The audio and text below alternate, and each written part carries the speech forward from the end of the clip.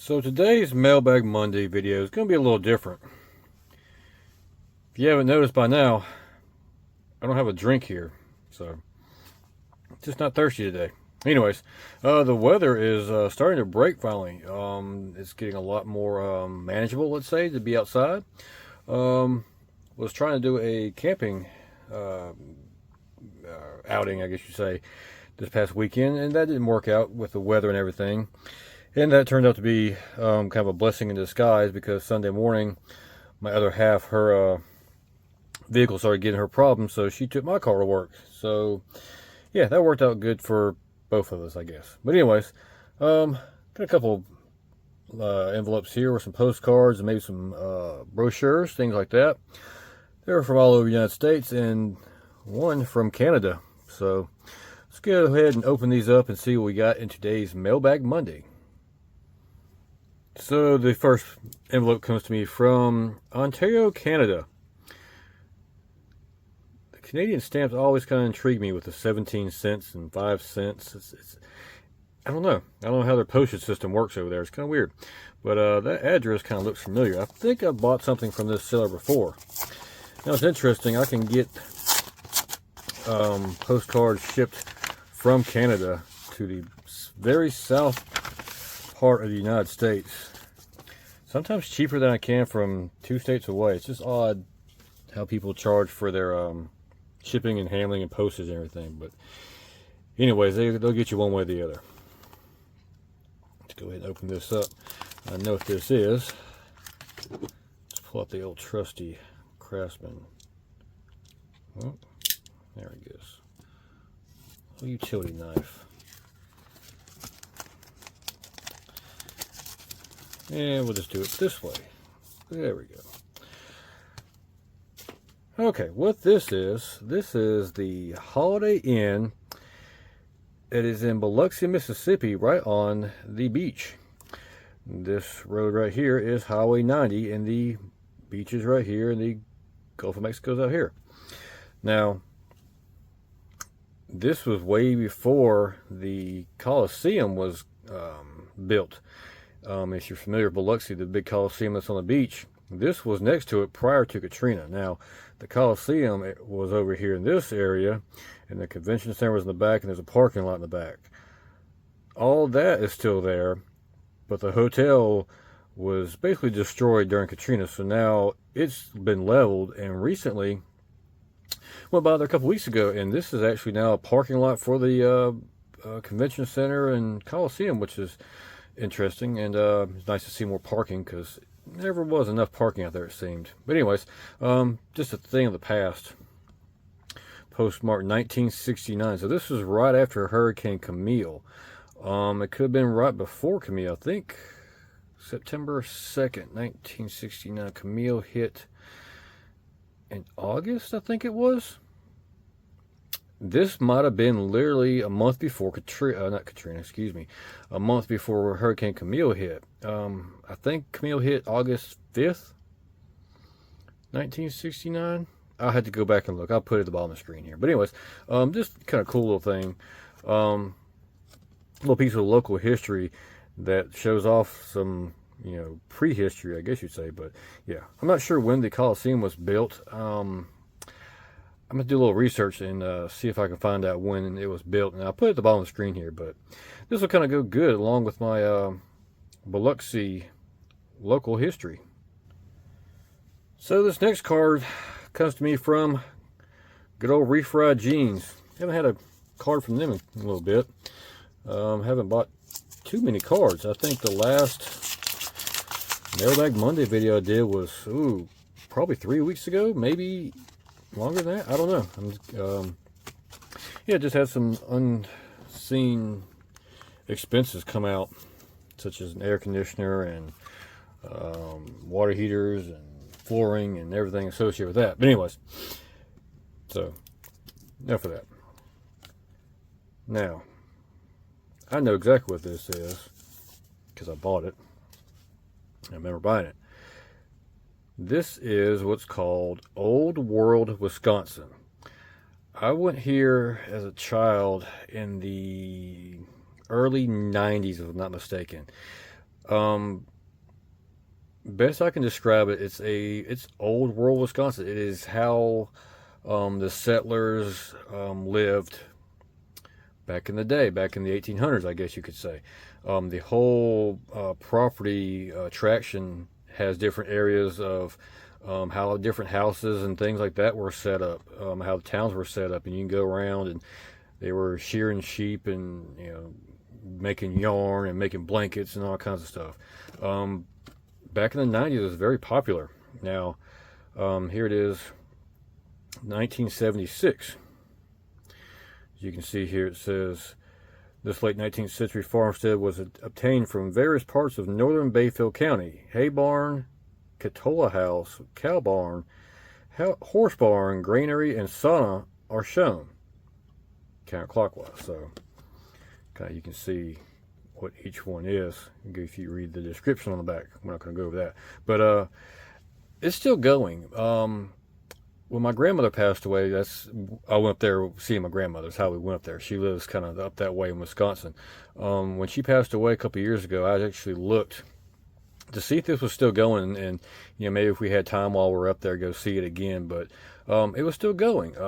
Probably not as popular as it was back in the 90s or 80s or even 70s probably. But it is still going. But I just thought it was cool that I actually found a postcard of some of my childhood, summer vacations up at Grandma's house. So I just thought that was kind of cool to get a hold of. The next envelope comes to me from Muscle Shoals, Alabama. I think I've gotten a card from Muscle Shoals before. Boy, that new knife there is sharp. You see that? Anyways, last October I was up there. I actually spent about a day in that area. I'm coming back from Nashville when I finished my Natchez Trace trip. I stopped in Muscle Shoals, Tuscumbia, that area there, and did a little, just kind of seeing what's going on around that area. Seeing a little couple things. It was kind of off time and wasn't a whole lot going on. But anyways, go ahead and pop this open. Well-protected card. Oh, excuse me. 2 well-protected cards. I think I got these.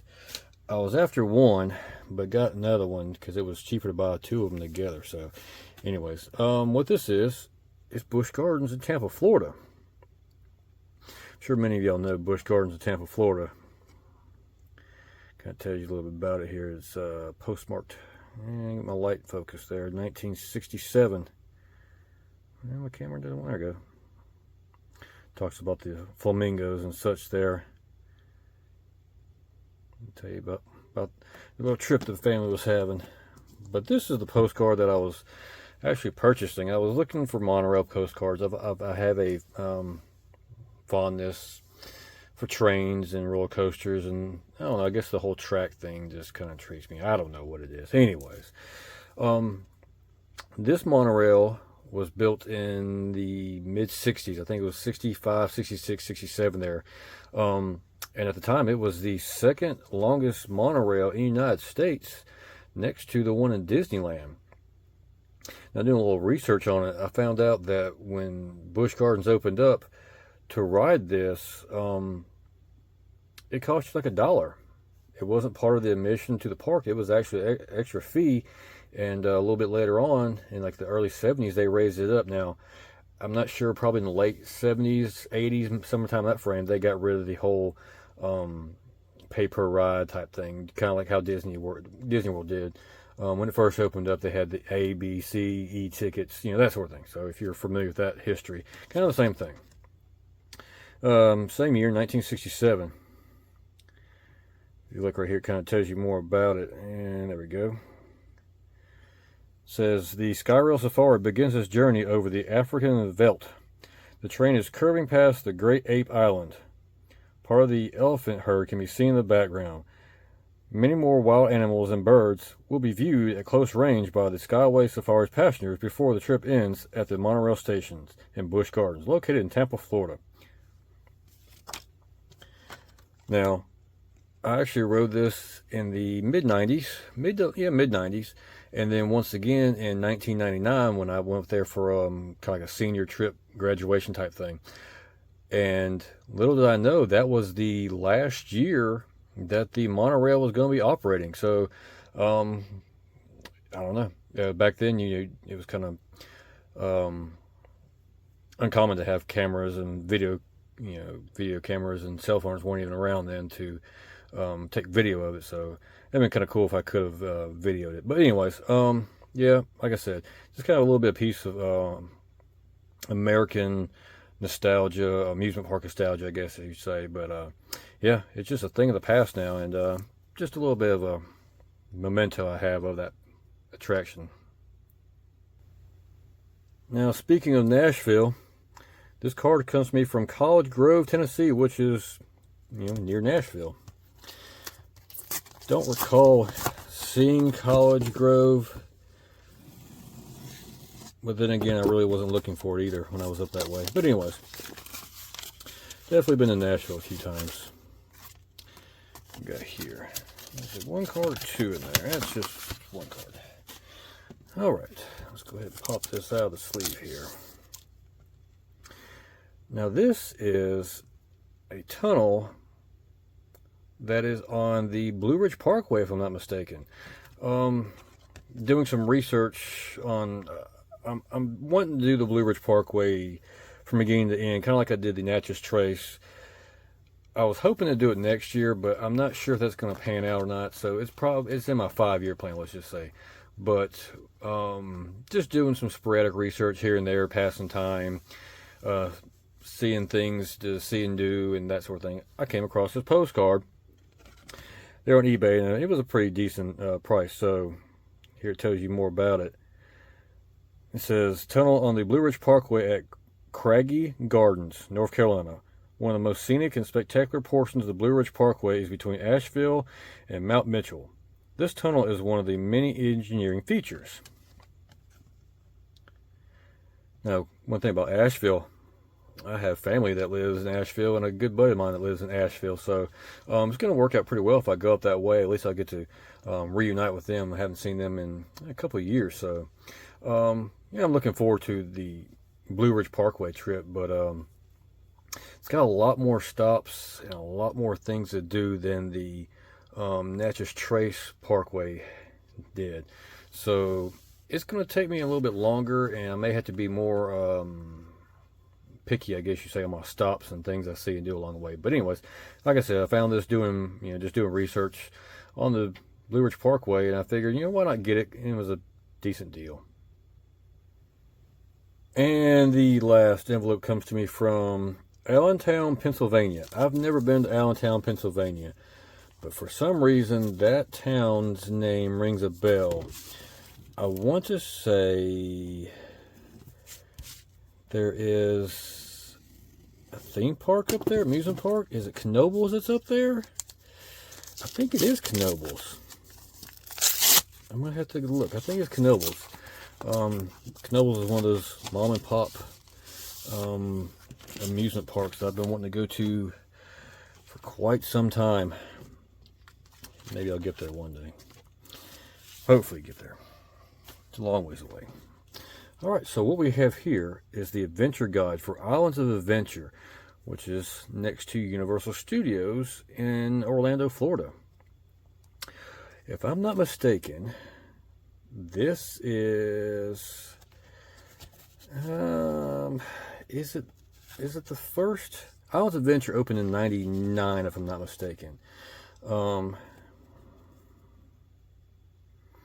This says copyright of 2002, so this is from 2002, so it's not but a couple years after they had opened.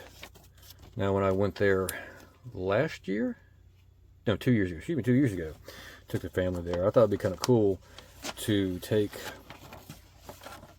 a look at the maps and see what has changed from 2002 until when we were there then in 2023, 2022, so 20 years difference. Just looking at it right here, this is the area that was like the Jurassic Park area. Now there is a Velocicoaster there, probably one of the best roller coasters in the world.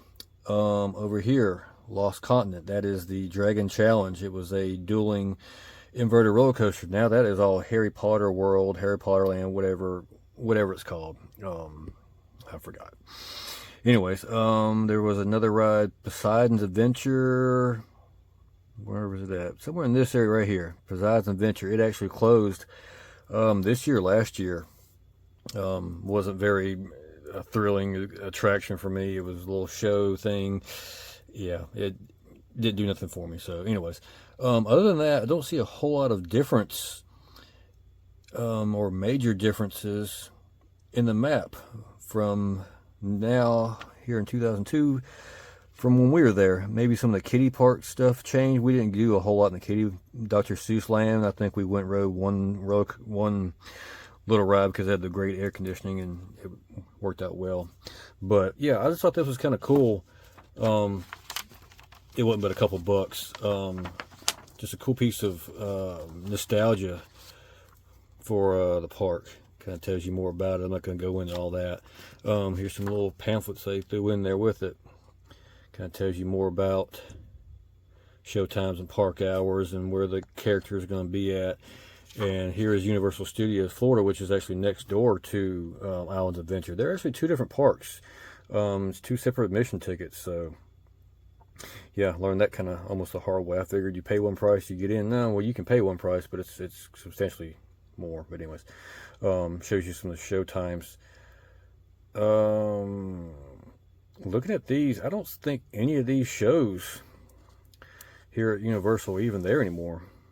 They've a lot of the original stuff is gone. I think there's only E.T. Adventure is the only original attraction, and there was a Hollywood horror makeup little show, and it was one of the original attractions too. That was open when Universal opened, and I think it's gone or going to be gone. I think I read somewhere about it's going away. But anyways, yeah, we're actually going to be going back to Universal Studios next year, about a little over a year away. We're going to be going to their new amusement park. We're actually going to go to all three of them again, but kind of weird. The new park is called, it's Epic Universe, if you haven't seen anything about it.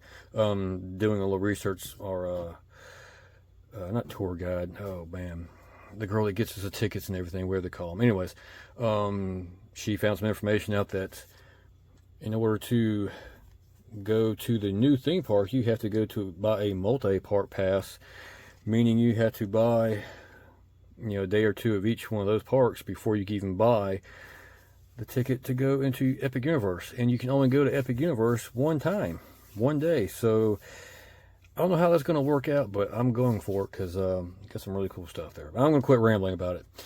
But this week's Mailbag Monday had some interesting, a very interesting mix of postcards here. We got some hotels, some old school attractions, some theme parks, another theme park ticket, geez, been a long day.